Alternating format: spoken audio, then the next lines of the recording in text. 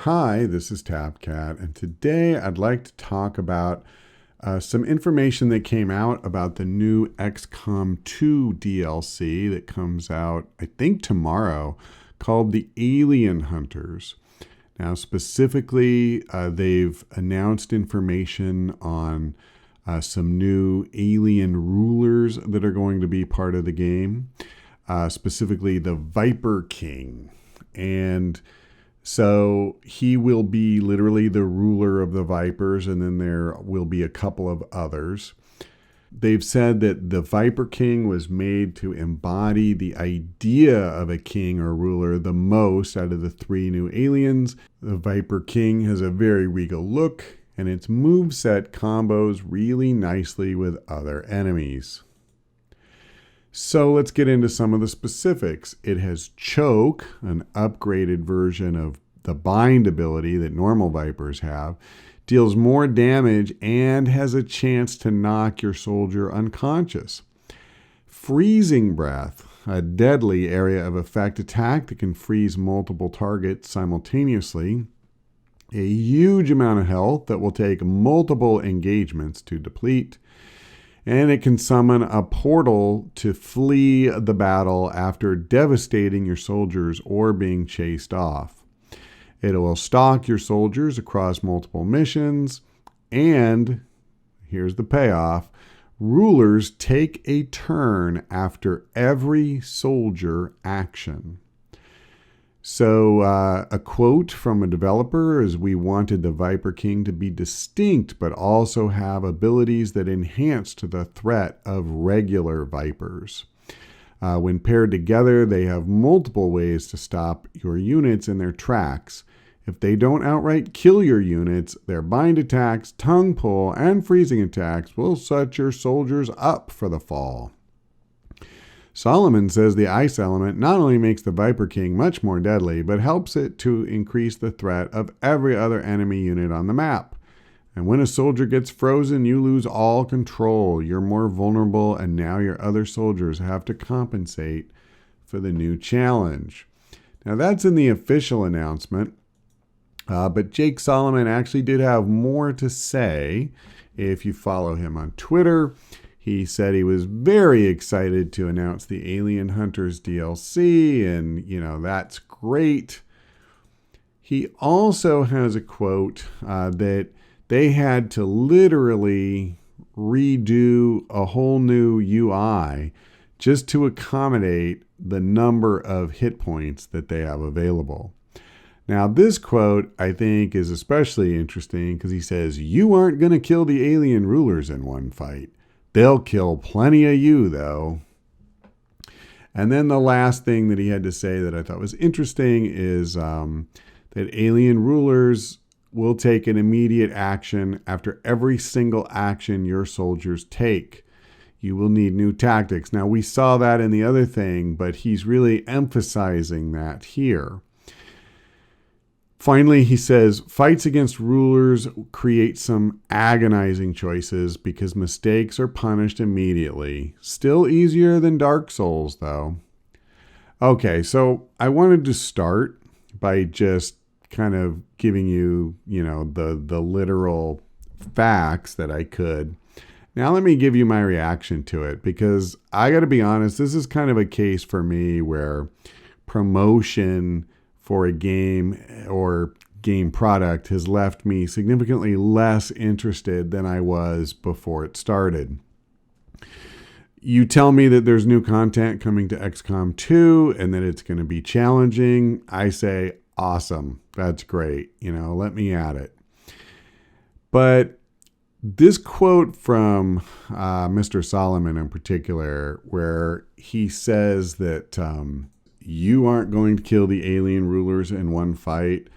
They'll kill plenty of you, though. I got to tell you, that really sticks in my craw.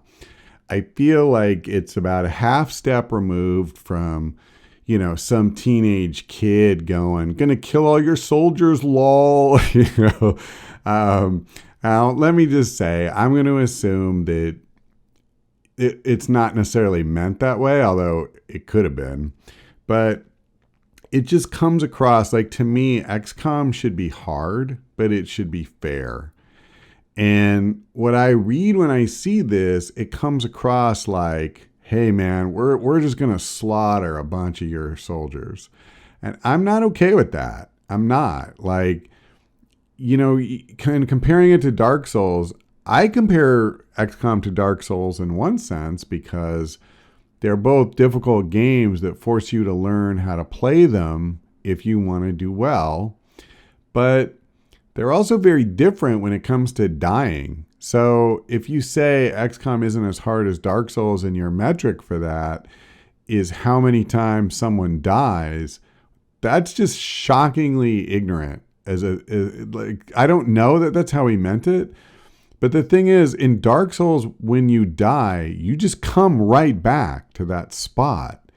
It's not like you didn't lose anything. At worst, you might lose some souls if you've died a couple of times. But XCOM has permadeath. So, it takes real time. Like, it's nothing to get somebody up to corporal or something like that. But when you reach a point where you've got guys at, lieutenant or above, man, that takes work. And so if this thing is going to show up and just mow down half my squad or more, and that's going to happen again and again and again, like, I don't even want to play that. How is that? That's not even an interesting challenge.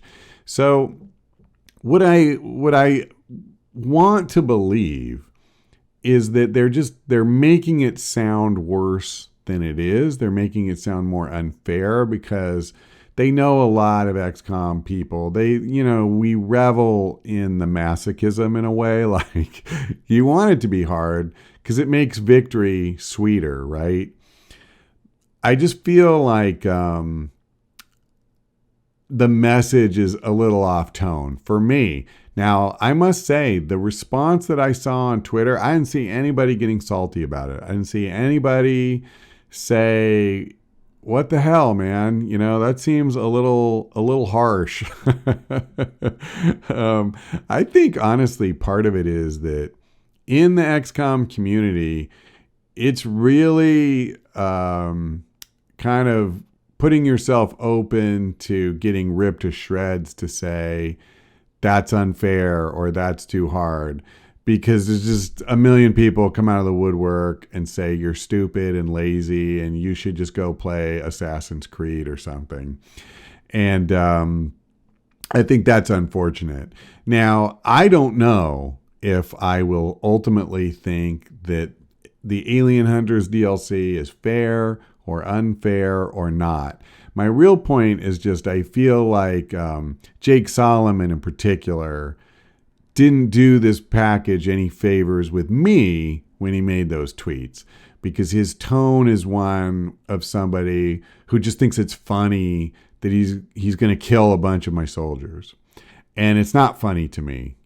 I put a lot of work into playing the game and nurturing these guys, and sometimes they die and it sucks, but it happens.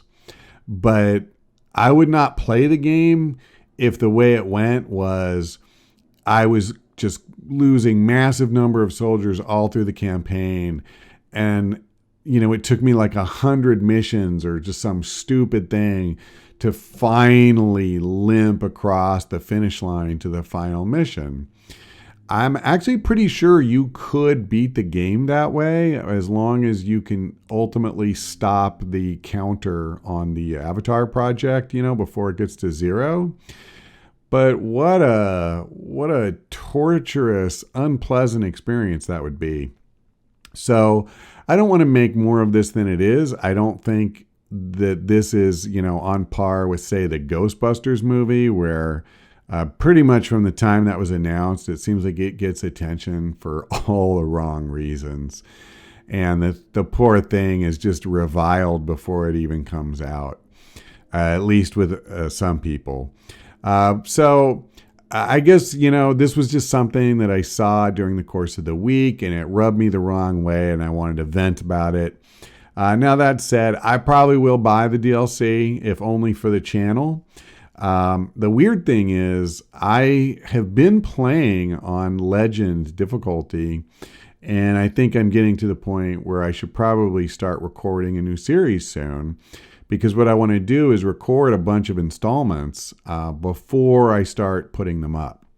I'd like to have a lot in the can so that I can keep working on tutorials as well. I did 5 of them. I have 1 more left to upload, but I gotta crank out some more if I'm gonna keep up the schedule of 2 a week, which I would like to do. I don't know if I can over the long haul, but there's so many that I could do. So far, I've just done ones for individual aliens, but there's you can go way past that. Not to mention there are still a lot of aliens to go.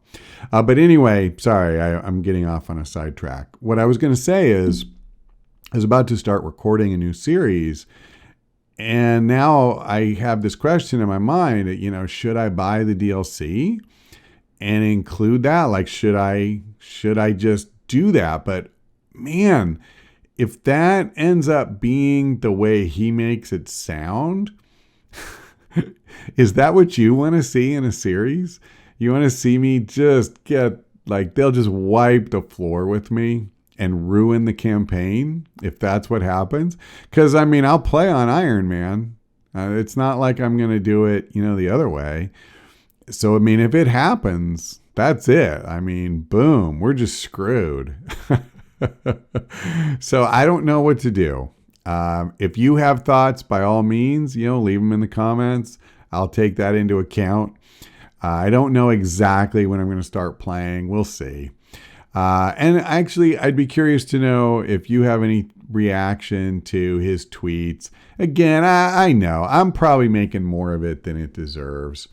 I think he's just a proud papa of the DLC and those aliens, and he's bragging on them kind of.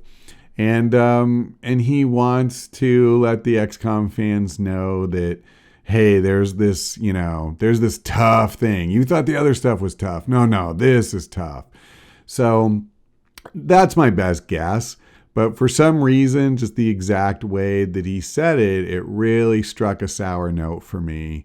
And even as I try to explain it away and rationally, I think that's probably the case, there's still a part of me inside that's like, and is all salty about it. So I guess until I try playing it, I won't really know, and so, yeah, maybe we will put it in the series. All right, I have probably beaten that horse to death, and hopefully now that I've got it out of my system, I can let it go and approach the DLC with an open mind. So that's all for now. Thanks for watching. I hope we see you next time.